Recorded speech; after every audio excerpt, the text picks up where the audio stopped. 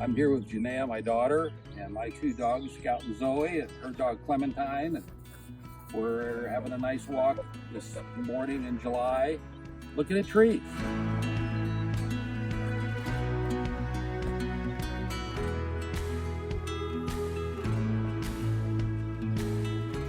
This is the Lawrence Mutt Run below Clinton Dam. This is on Corps of Engineer land. It's a wonderful place, some long views you can see across some native pasture, some that has native grasses and some other stuff like brome. Lots of trees around it too, and our native trees, like these red cedars here. And they call these red cedars even though they're not cedars. They're actually junipers. I don't see any juniper berries on these, but there will be, I will see some juniper berries, which they make gin from, but I don't suggest eating the berries. Colorado, they have different kinds. On the western side of Colorado, they get huge. You got Utah junipers out there. They get gnarly and just gorgeous and beautiful. These grow more straight. They don't turn into that twisted type of juniper they have out west. This is sumac. This is about as tall as these get.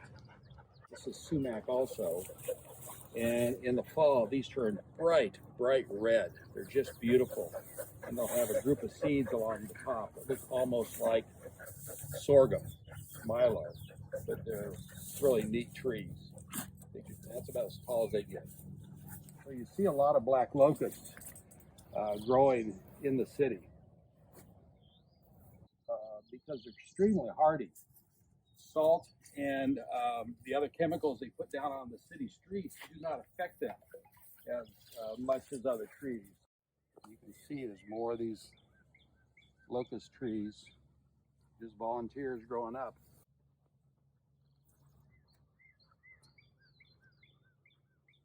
Unless they burn this grass or mow it, one or the other, it'll just be taken over by trees completely, especially by honey locust and red cedar. It's a pretty good size locust. It's about as big as they get. This is a hedge tree, also called Osage orange, also called Beau d'Arc. And they're amazing trees. They're a tangled mess, and they don't grow straight, and they don't grow very tall.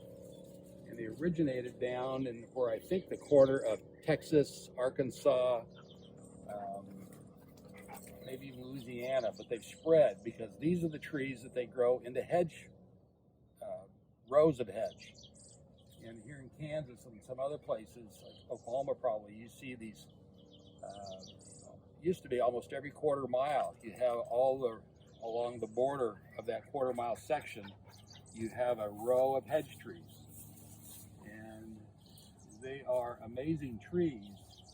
You can't see it here, but if you dig up a root, it's bright orange because it's full of tannin, which is a chemical that makes them so that decay will not set in, because fungus won't grow on them because of the tannin.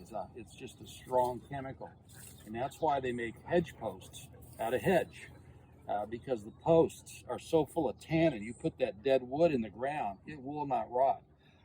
Some hedge posts, if they're big enough, will outlast fencing, barbed wire fencing. It's just amazing stuff. So when you see hedge posts, if they're crooked, if they're not perfectly straight, or a fence post rather, it's probably made out of hedge. I also see hedge apples that are on the female trees. The male trees do not grow them. And I think it's the females also that have the small thorns. The males don't have them, if I've got that right. They all grow, the branches grow like that, and they spread out a great ways. But the middens are just piles of sticks about this high, 3 feet off the ground. And the pack rats actually gather them and put them together, and they have different areas inside, different rooms. There'd be a latrine, there's a sleeping area. There are other areas they use to store food. They gather all sorts of grasses, and the reason they're called pack rats is they like to They like shiny objects. Look at this honey locust. This one has a lot of thorns. Some of them have more than others. They're all, unique and individual. Just like my two dogs are from the same two parents, but they're different, in different ways.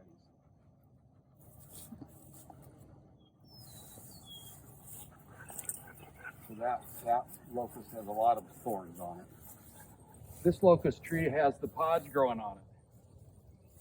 You can see they're sort of curly, but then they get to be about that long, and they'll turn dark brown.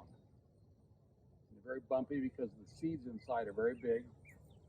Again, it's the orange pulp that's inside those pods that's sweet to the animals that eat it. That's why they're called honey locusts. The leaves will be pretty well gone by fall, but the pods stay on longer until into the winter, and they'll finally come off. This is a bur oak tree. You see these roundish lobes, and so this is a white oak, a type of white oak. Red oaks, I think also called black oaks, have the more sharp points, but this is a white oak, and it's called a bur oak, and these are very prominent in the prairie states, and they'll grow out in the prairies or in groves, along the creeks. They get huge. They're beautiful trees. They're one of my favorite trees, and very sturdy. And they have the biggest acorns you ever seen. Acorns that'll be that big, and the tops I don't see any on here. But the acorns have these really hairy tops. They're very distinctive. And they're a sweet acorn. It doesn't have as much tannin in it. In fact, the acorns that they drop on the ground, if they don't grow into a tree, they're going to rot in 1 year because they don't have as much tannin. A red oak will have a smaller acorn, but it will last a couple of years because it has so much tannin, because the tannin is a natural fungicide. So these leaves, because they're still attached to these limbs that have coming down, these leaves will stay attached for a long time. This is a huge bur oak tree. I come out here just to look at this tree. With a mass that just spread all over, filled this whole area. And now it's come down. Well, that's too bad. Well, I had a wonderful walk with my daughter. I hope that was interesting. Beautiful trees out here, even though we're on the prairies of Kansas. And I love coming out here. Been doing it for a long time. Have a great day.